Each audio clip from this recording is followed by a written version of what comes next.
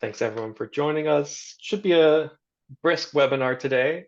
I see people joining between Action Network here and Concerted Action. We're going to be talking about migrations today. And while we wait for folks to sort of filter in, we'd love it if y'all would take this survey, sort of the why I joined today, so we can get a sense, drop it in the chat as well.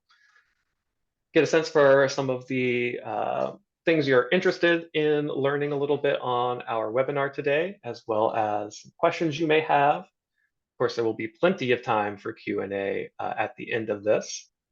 We'll go ahead and give folks a moment to go through that survey as some people are still filtering in.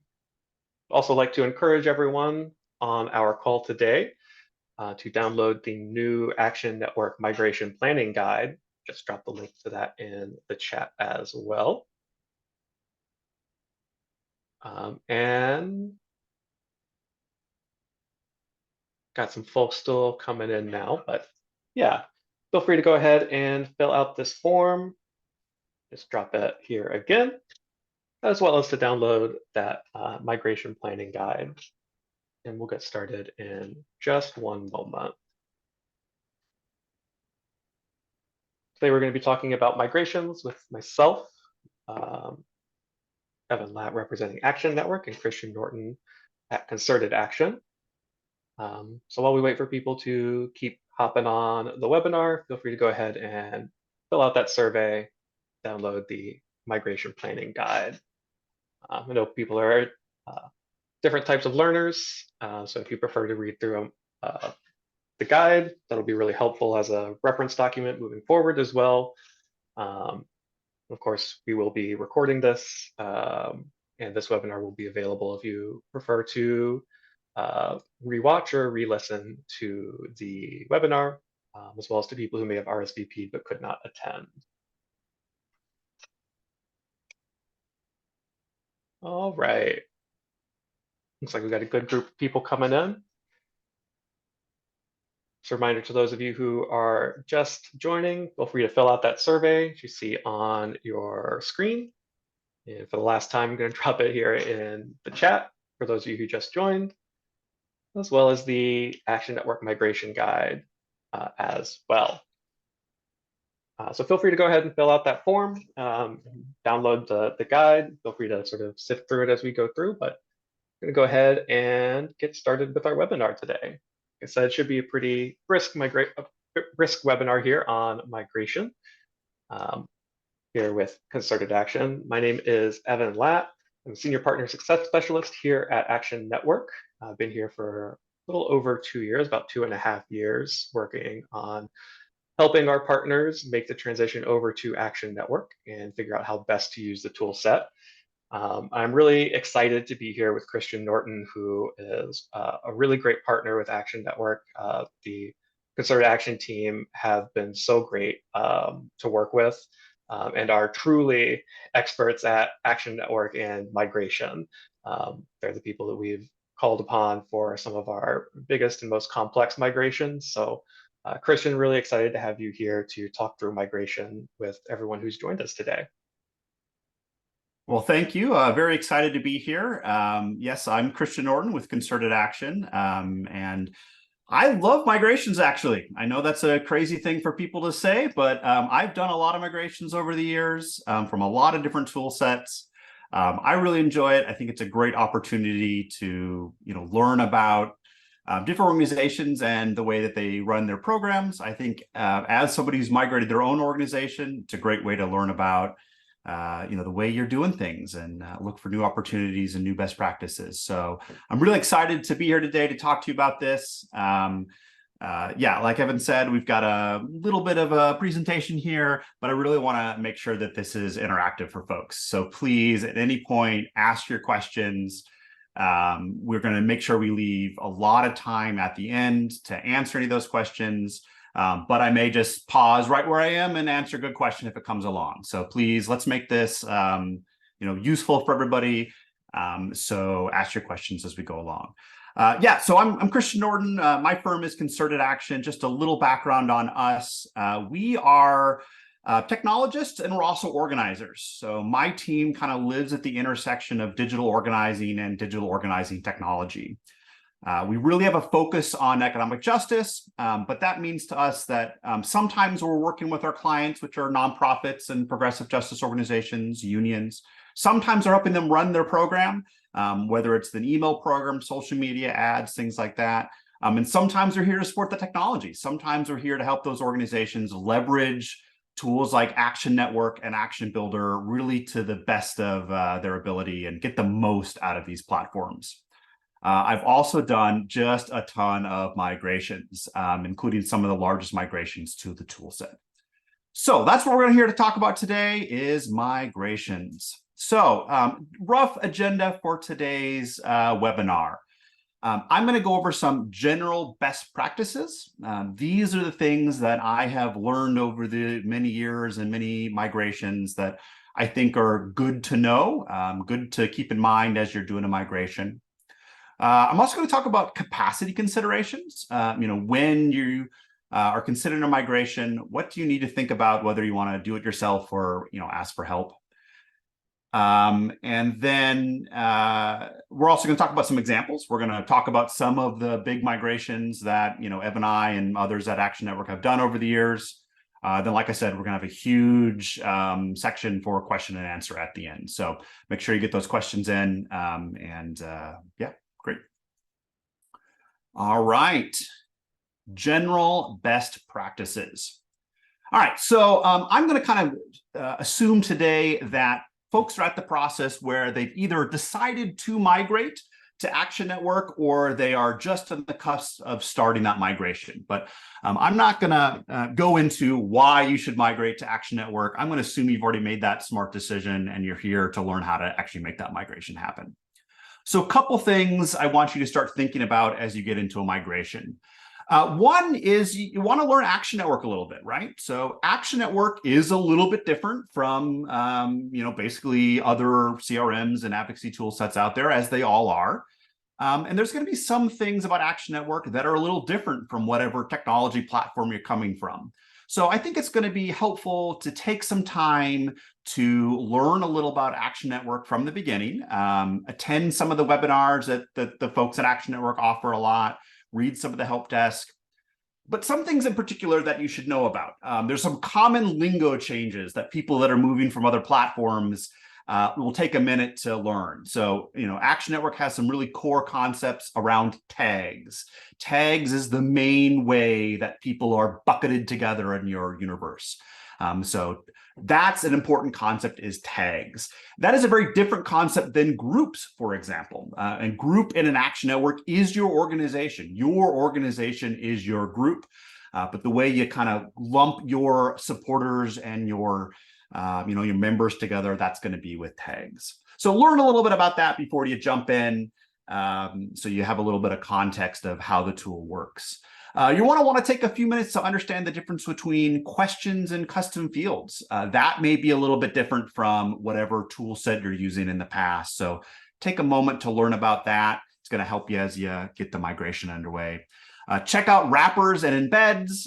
Those are very important concepts in Action Network. A wrapper is how your form on Action Network looks when you're hosting it on Action Network. And embed is how you're going to embed that form onto Action Network, the Action Network form onto your website. So another couple key concepts to try to learn about before you get started.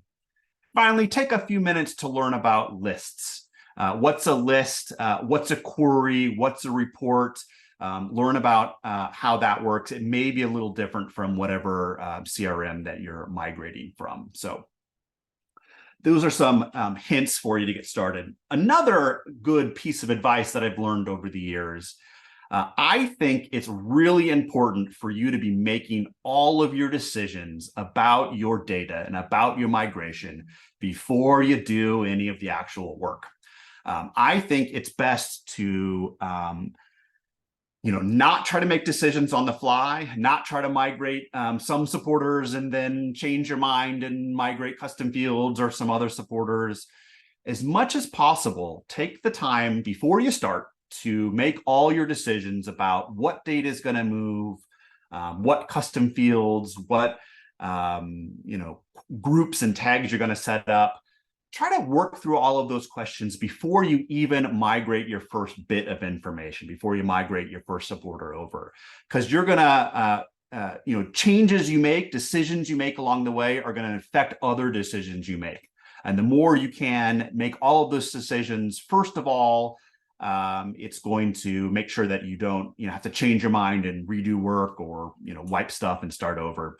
So as much as you can, and I'll talk about how you do that in a minute, make all your decisions before you start the actual process. The other thing that this is good for is it's going to limit the limbo period, right? There's going to probably be at least a couple days, maybe you can get it down to a couple hours, where you're kind of leaving the previous tool and just getting started in Action Network, right? And the more you've made all your decisions beforehand, the shorter that window can become for you. So you don't have one foot in one door, one foot in the other. And then finally, another bit of advice, make sure you're including the right people from your organization, right? So if you are the person that's leading the migration, you need to be talking to your stakeholders. You need to be talking to probably your boss. Maybe it's your executive director of your organization. Maybe it's somebody in the comm shop, if that's a different department from digital. Maybe it's somebody from your organizing department. But try to get those stakeholders involved in this process from day one. That way, you don't get down the road in the migration and you find out your boss wants to do something different than the way you thought you wanted to do it, or maybe organizing has different needs than you anticipated. It also is going to be great to just get them involved and bought in, so that when they start in Action Network, they feel like that they were asked their opinions, that they feel like they were brought along and they're not forced into something they're not ready for or not really on board with. So as much as you can, include the right people from the beginning, ask them the right questions, maybe do a little discovery section with those folks, talk about what their needs are, ask them about what they expect to use the tool for. But also make sure you don't slow down that process later. Finally, when you're thinking about the right people, who's going to need to help you, right? You may not want to do all of this yourself. There may be parts of your database that you don't know about, right? Maybe you don't know what that custom field from 5 years ago is actually about. So you may want to have other people who are going to do some of that data cleanup with you or going to answer some questions. So make sure you've included the right people as you go, as you get started on the process. All right, so you've done your homework, you're ready to get started. The first step in a migration is going to be your data audit and data prep. Again, I think it's super important to do all of this work before you pick up your first piece of data and move it into the new system. I use in the process something called a migration worksheet, which is just a fancy way of saying, get all your data in a spreadsheet and go over it line by line. So what I like to do is, if I have a list of groups or tags in my starting system, list them all out in a spreadsheet. Go through each one of those groups line by line and decide if you're going to migrate that piece of data or not. List all of your custom fields in a spreadsheet.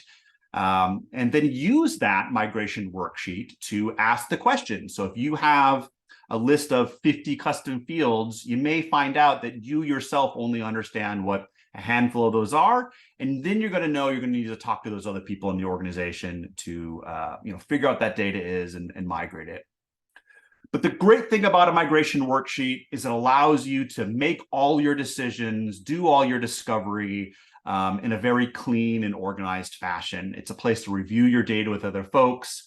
Again, I think it's important to make all of these decisions in the migration worksheet, get everything done there before you pick up your first piece of data, before you make your migration start happening. So let's talk about some key advice on that data. So you got all your data in your migration worksheet. The first thing you're going to want to ask yourself is, what do I want to bring over? My advice to you in terms of things like custom fields and tags and groups is only bring over what you need. If you've got a group that's been in your database for 10 years and you don't know what it is, my advice for you is to cut that out and don't migrate it over. If you feel like you need to save it somewhere for posterity, posterity's sake, or because maybe someday someone will ask you for it, save it somewhere. But don't dirty up your new Action Network Center with a bunch of data that you don't plan on using, that you don't understand, that you don't actually use in your day-to-day organizing work. So a rule of advice is that if you have not used the data in the last year, I'd think long and hard about whether you actually want to bring it over or not. If you don't understand what the data set is, if you don't understand what the group or the custom field is about, don't bring it over. If you don't take a look at the data that's actually in the custom field, right? If it doesn't make sense to you, try not to bring it over. As much as you can, only bring over clean data that you actually are going to use. So good rule of thumb is if you haven't used it in the last year, maybe not bringing it over. I would actually say that this takes the most time, right? This is, I think, what you should spend the most time on when you're migrating your data is really reviewing the data that you have and making sure that you understand what it is, you know what it's going to be used for, and decide if you actually want it. If you don't need it, if you're not going to use it in Action Network, save it somewhere else. Don't bring it over with you. So I've been talking a lot about supporter data, right? So I've been talking about custom fields on a supporter record, shirt sizes, birthdays, things like that. There's other types of data that you're going to want to consider. Some of it you can migrate over to Action Network. Some of it you may not want to migrate to Action Network, and some of it you can't migrate over to an Action Network. So you can migrate, in basically every instance I found, if you have information about a supporter, if you decide you want to bring it over, you can bring it over. There's basically a way to get it in Action Network using the custom fields that they have available for you, or using tags that if you want it, you can bring it over. But transactional data is a kind of a different story. So by transactional data, I mean data about something your supporters have done for you. So a donation they've made is transactional data. So it is a donation that they've made. Each supporter may have dozens of donations that they've made to your organization over the years. Their action history is also transactional data. So whether they participated in a particular action or signed a particular petition, that is transactional data. And you may want to bring some of that over, and you may decide you don't want to. You can bring over your donation data, right? So that's probably something everyone's going to want to bring over. You can upload donation history when you're doing your migration to Action Network. But action history may be something you want to do a little bit differently. You might want to just consider tagging particular actions as a tag in Action Network. So for example, let's say your biggest action of the year was a petition on good jobs. Maybe instead of trying to bring over the date and time that any individual person signed that petition, maybe you just want to tag all the people that signed that petition as a new tag in Action Network. That way you can still find those people, but you don't need to bring over the individual record of when they signed that petition. Or maybe you want to lump a bunch of actions together. Maybe you have 6 or 7 actions on good jobs and 6 or 7 actions on the environment. Maybe you just want to tag individuals as in Action Network as part of the migration as having taken actions on economic justice or on environmental justice. So think about how you want to roll this data up into some groups or tags or custom fields, since it's going to be difficult to bring over a transaction by transaction level account of all the different data. Another good bucket, a tag that you might want to create, is people who have taken actions at a certain level. So maybe you want to tag everybody that's taken 10 actions in the last year. Maybe you want to tag everybody that's taken 50 or 100 actions in the last year, right? Think about the different participation levels, your activist levels, bring those over as tags. That's a great way to do that in Action Network. Email history is the last one. You can't bring over email history, right? So you're not going to be able to bring over the records of every single email that an individual has opened in the last 5 years. You're not going to be able to bring over the information about whether they've clicked an email in a particular email in the last 5 years. You can't bring that data over to Action Network. But again, you can tag people. So maybe you want to have a tag for people that have clicked 50 emails in the last year. Maybe you want to create a tag for people who have opened all of your emails or 80% of your emails, right? So think about your data rollups, think about your transactional data, because it's a little bit different from supporter data. You're going to want to handle it in a different way. Beyond data, so let's talk about what else there is that you may want to be thinking about in the migration. So you're going to migrate data, supporter data, transactional data, but you're also going to think about your live pages. What petitions do you have on your website that are live in your old CRM that you're going to want to recreate in your new CRM and make sure are available in Action Network on day one? Same thing for donation pages. Most organizations are going to have a primary donation page on their homepage. You're going to want to recreate that, right? Figure out on your website what donation pages are still live, what is up, what is still being used. And you're going to want to make sure you're accounting for those and recreating them in the new system. Email and page wrappers. You're probably using a template or a email template or email wrapper. It's called different things in different systems, but I want to make sure that you're accounting for those and recreating those in Action Network as well. Embedded forms as well. You probably have a quick join form in your homepage, right? A couple fields that people can join whatever CRM you have. Going to want to make sure you're accounting for those. Do an audit of your website, making sure you know where all of those forms are, and swap them over to Action Network as well. Other thing you want to think about is ladders, right? So think about your intake processes. So when people sign up for your organization, do you shoot an automated email over to them? Make sure you're taking some time to set up those ladders in Action Network. One of the great features of Action Network is they have a very powerful ladder system. And so I would take some time right at the beginning in the migration period to set up a couple really smart engagement ladders for your supporters. All right, moving beyond some of the basic data cleanup.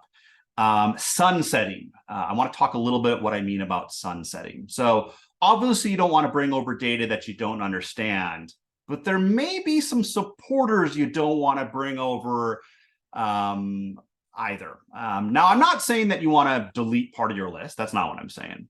But you may look at your current email list and find that you've got some supporters that have not done anything for your organization in a while.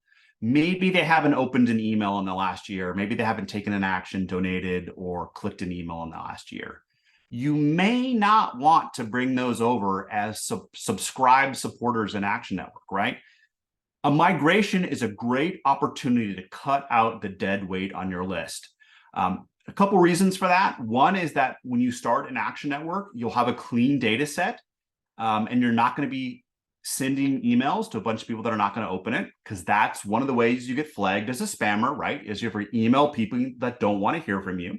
So you don't want to do that because you want to start out with a great sender reputation in Action Network. It's also going to help your open rates, right? So your boss is going to like that, right? So if you move over to Action Network, you can say, yeah, we cut off some dead weight here, but now look at our open rates. We're at 60% open rates for our emails. This was worth it to us. So think about that dead weight. Think about those folks on your list that you have there just because you want to see the bigger number. But you and I both know that those folks are not actually helping you and your program. So think about the folks that you don't want to bring over as subscribed. Now, you can bring them over as unsubscribed, so you can still bring their data over. There's a way to do that, super easy to do in an upload. So I'm not telling you to delete them, but just think about whether you want to have them subscribed. Or maybe you want to tag them a certain way and think about you only send to that tag once or twice a year. They're not part of your main every week, every month email send. So think about that. Think about that list cleanup. One of the things I'd also recommend that you do is set up a ladder from day one, so that in the future, in 6 months, if nobody's opened your emails in Action Network, somebody hasn't opened an email in Action Network, the ladder already sunsets them for you. Maybe they add that tag that we talked about. So again, migration is a great opportunity to implement some of those best practices that we know we should do, but sometimes we haven't always gotten around to.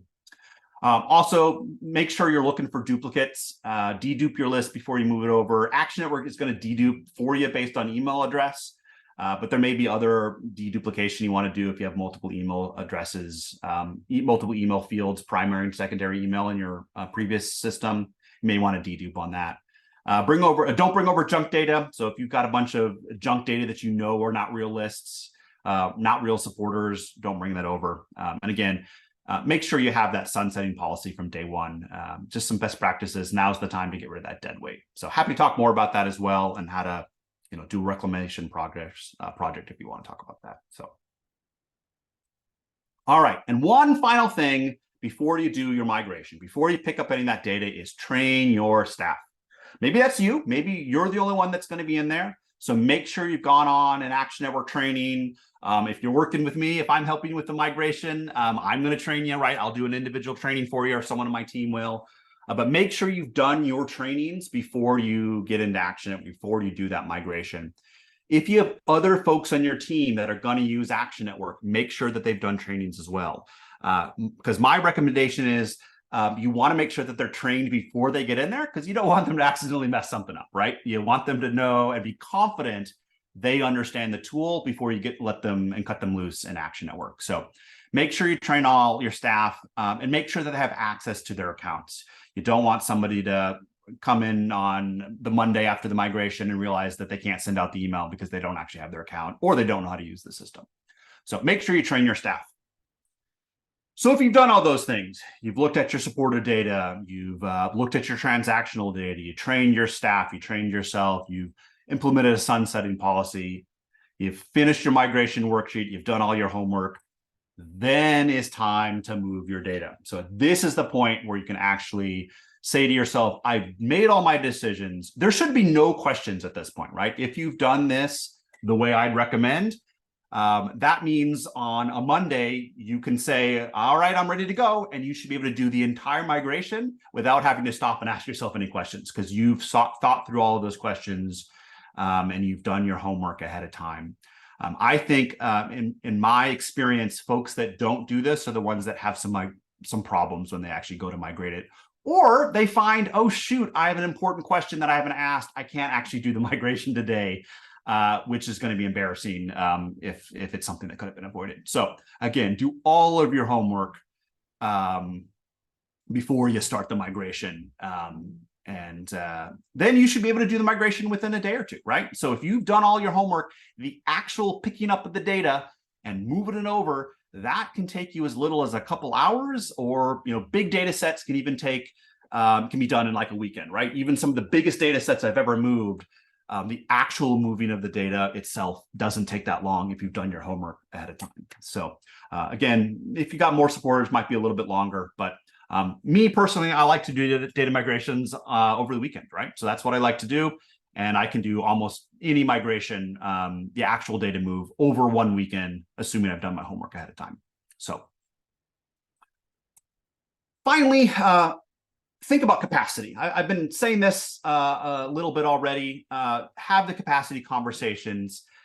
Can you do this migration yourself? Do you have time to do it yourself? Do you even want to do it yourself? If the answer is no, no shame. There are people out there that are here to help you. There's people out there, like I said, that are kind of weird like me and like to do this kind of stuff. So feel free to reach out to us, or Evan and other folks at Action Network. There are plenty of folks here to help you get this job done. So make sure you're reaching out. So if you don't want to do it yourself, you don't have time to do it yourself, make sure you are asking for help. Seems like we've got some good questions in here. Evan, do you want to chime in with some of the questions?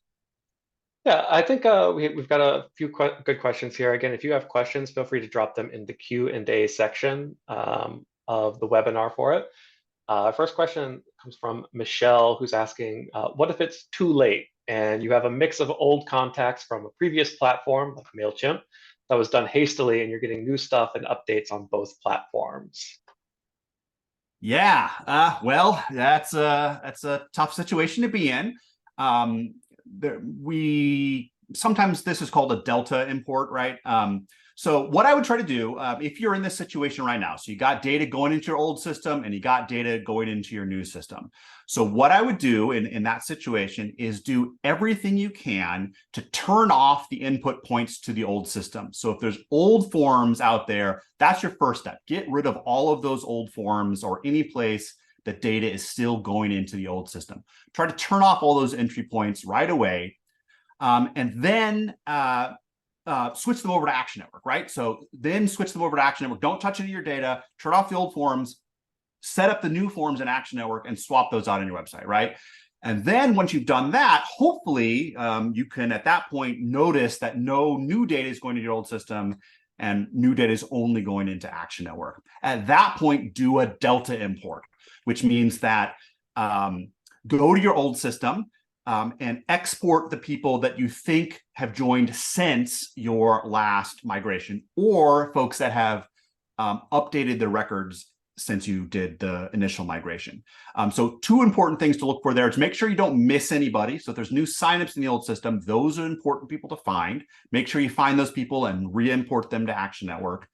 The other thing you want to be careful for is unsubscribes. If you've been sending out emails in your old system, do a query about people who've unsubscribed in the old system that you're going to want to unsubscribe them from Action Network. Those are some really important things you want to look for. But yeah, the first thing you should do, turn off those entry points, set up the entry points in Action Network, and then deal with the data problem that might have occurred in the interim.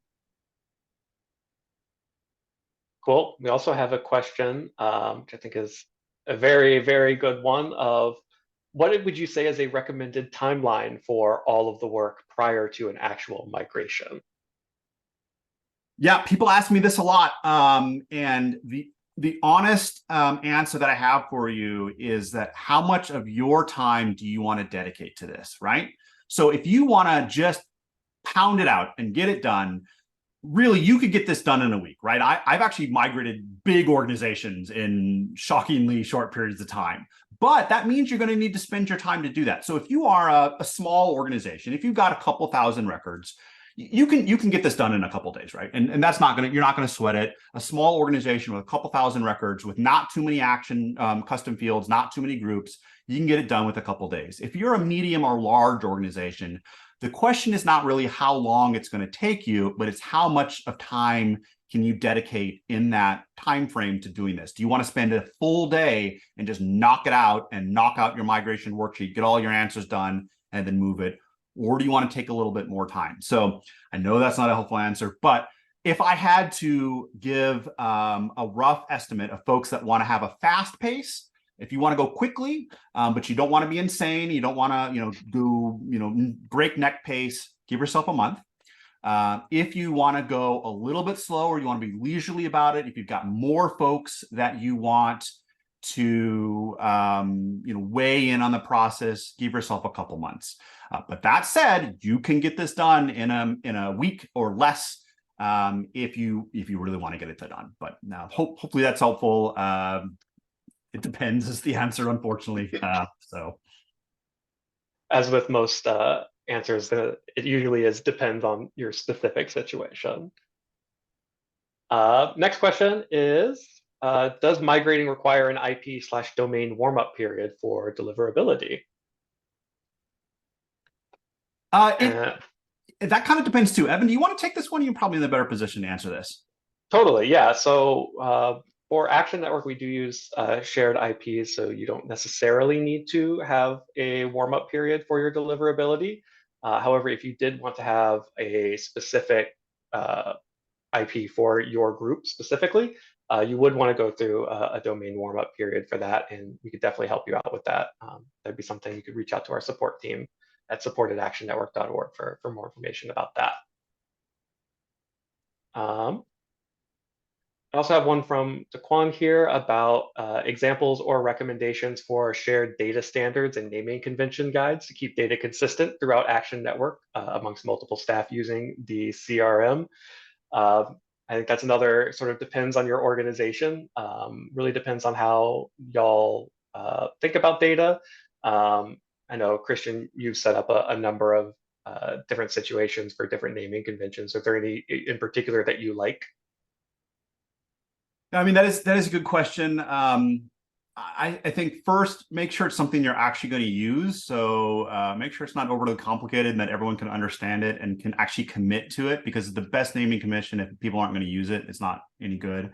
I'd say that some of the most important things to think about of the naming convention is if some of the data is temporary, and something that's going to be used one time, do have a system to flag that, right? So if you have a field that you're setting up that is for one and only one event, make sure there's a naming convention for those kind of things, because you don't want to be in the situation where you look at your data later and there's a bunch of fields that you don't know if they're permanent fields or if they're temporary, for specific use case.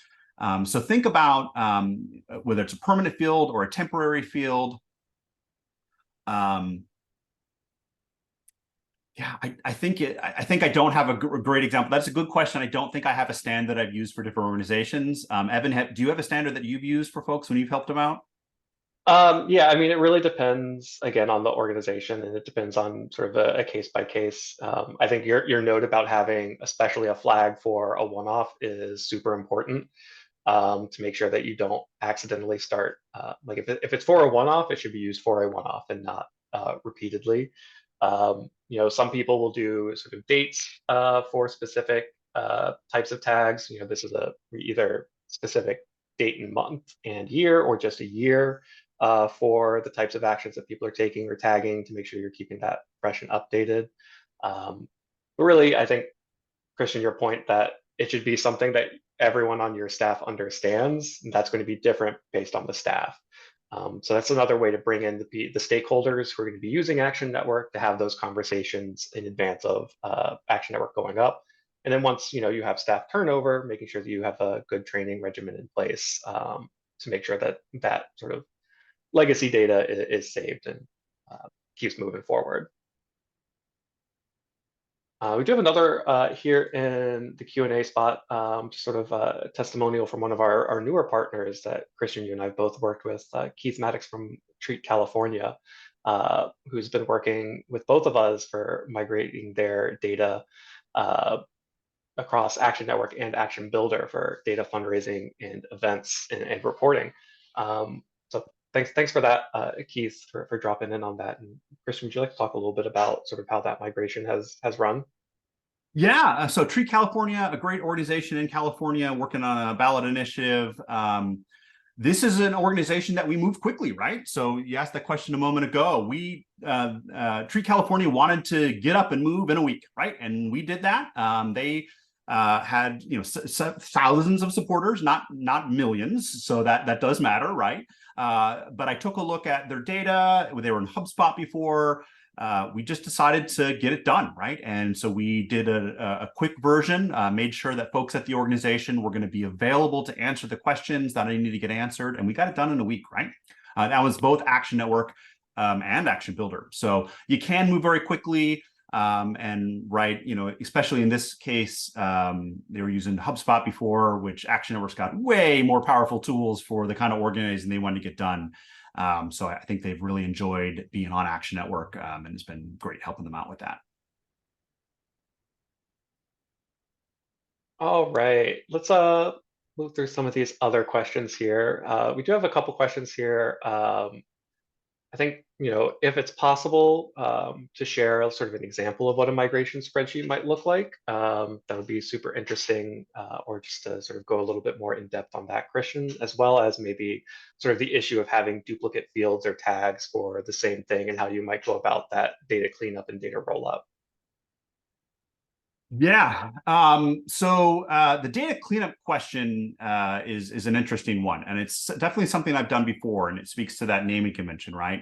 So there was an organization I started working with a couple of years ago that had this exact problem. They had hundreds of custom fields that they did not know what it was, and they had like 6 fields that were t-shirt size, for example, right? I'm kind of pulling that out of thin air, but they had like multiple fields that were the same thing, and they didn't know whether it was specific to an event, or why the things were different. So We did what we called a migration in place, where we actually treated the data cleanup like it was a migration. But instead of moving from HubSpot to Action Network, we moved from Action Network to Action Network. And we went through the same process we would have done on a clean migration. We did a migration worksheet. We did the stakeholder interviews. We did all that stuff to pick up their data, clean it up, and then place it back down with good naming conventions. In this organization, we also removed the ability from some low-level organizers to create their own custom fields. We decided that only folks at the national office should get the ability to create custom fields. And if you were a state-level organizer in this instance, they were not going to be able to create custom fields. Other organizations might just require one person on staff to create custom fields, and you have to request that. But yeah, data cleanup, I would treat it as a migration in place if it's really bad, right? And you feel like you need to really evaluate things. Migration in place, do the same process you might do as another migration to get your answer. An example of migration worksheet, I don't have one that I could pull up. I would not be able to just pull that up right now. But if you wanted to send me an email, I could definitely talk more about that.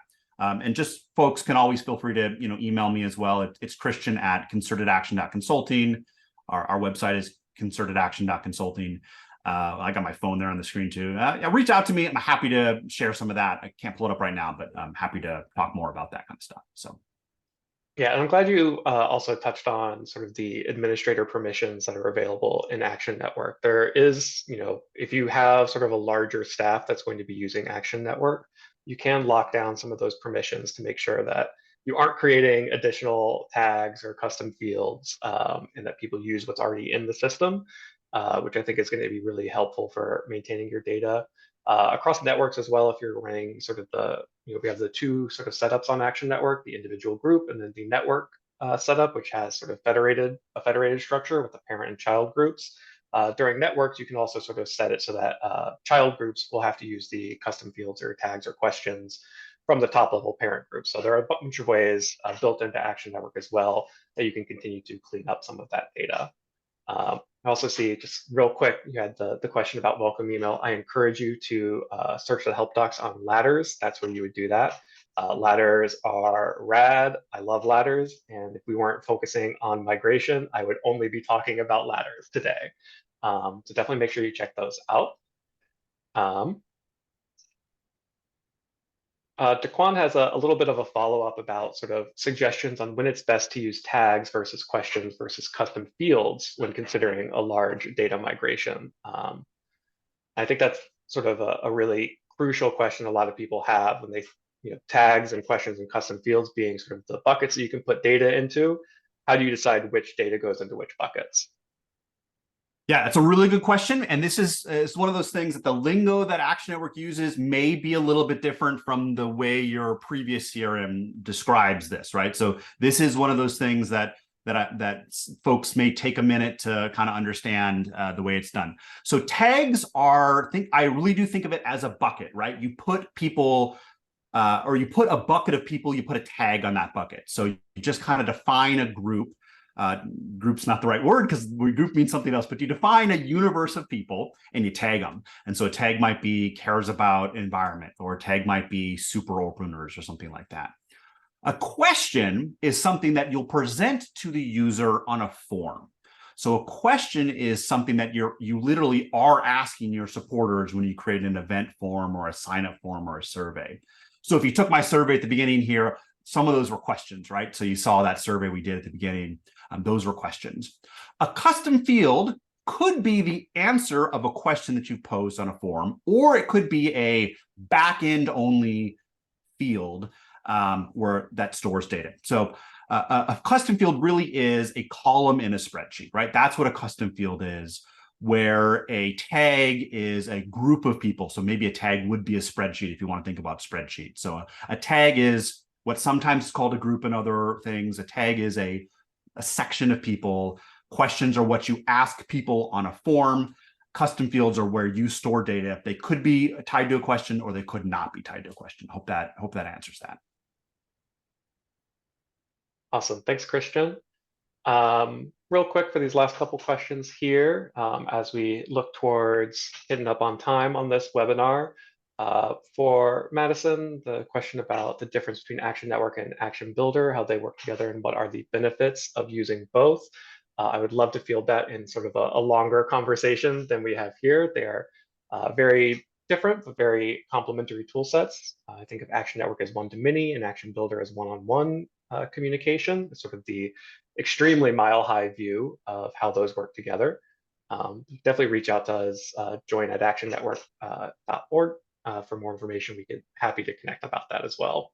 Yeah, Action Network's a blast, right? So Action Network's where you're blasting out an email to everybody. Action Builder is where you're tracking that one-on-one relationship you have with a supporter. So, but yeah, it's a long question, but a good one.